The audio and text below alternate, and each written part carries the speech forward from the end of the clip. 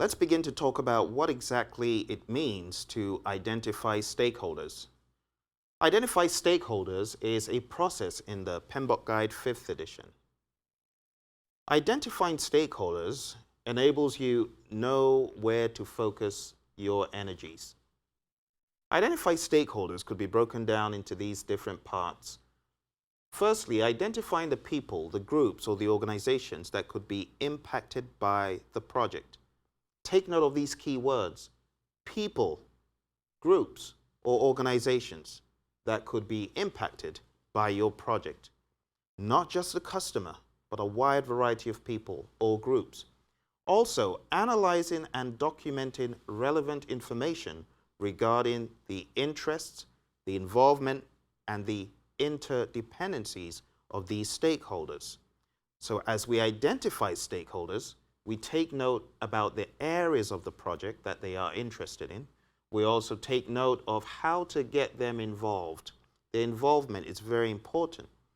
Also, interdependencies that might revolve around various stakeholders also need to be identified. In stakeholder management, we're also concerned with analyzing stakeholder influence. How influential are these stakeholders that we have identified? Also, the impact that they could have, their potential impact on our projects needs to be identified as well.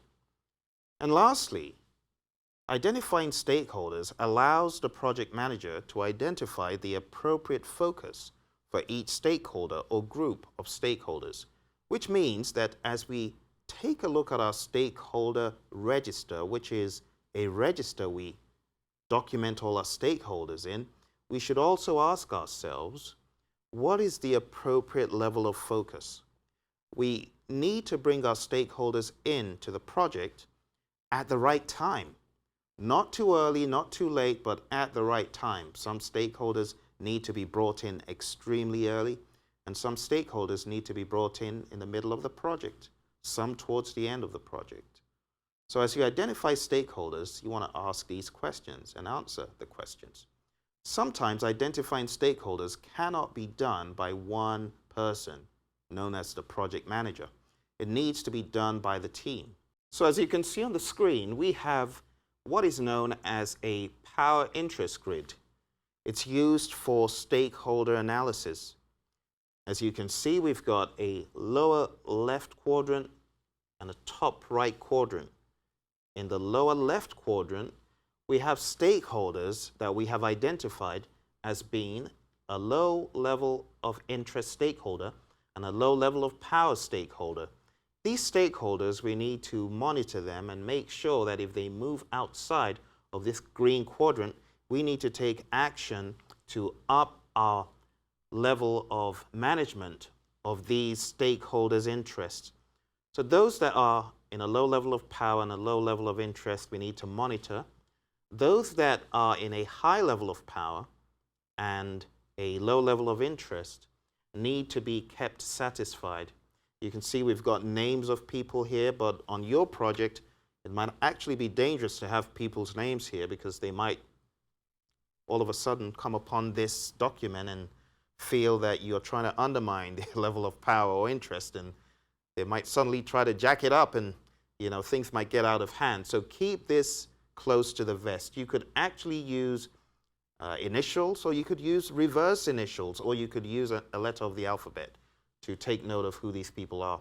So these in the high level of power, low level of interest, keep satisfied. Now, if they eventually get to the point where they get to a high level of power and a high level of interest, we need to manage them extremely close, because stakeholders in this quadrant, when they appear to be difficult, they're not just difficult, they are also dangerous. And that's why we've got the red for danger. You really want to manage people here closely, manage their interests close, and make sure that you get them involved as much as possible and keep them informed as much as possible. In other words, these are the folks you absolutely want to get engaged and in a leadership role concerning their input. You don't just want them to follow along, you also want them to get into a stakeholder leadership role. where they become champions for your project. They believe in your project. If they have people working on your project, they ensure that those people working on your project are doing exactly what they need to. So that is a very important quadrant in this figure. And lastly, we've got those who need to be kept informed because they've got a high level of interest, but they've got a low level of power. So people here, things like reports and information that surrounds the project, you definitely want to keep them informed in that regard. So you can see we've got quite a number of helpful tools and techniques and things that you could do to get your stakeholders on the same page as you, but this is really just identifying our stakeholders.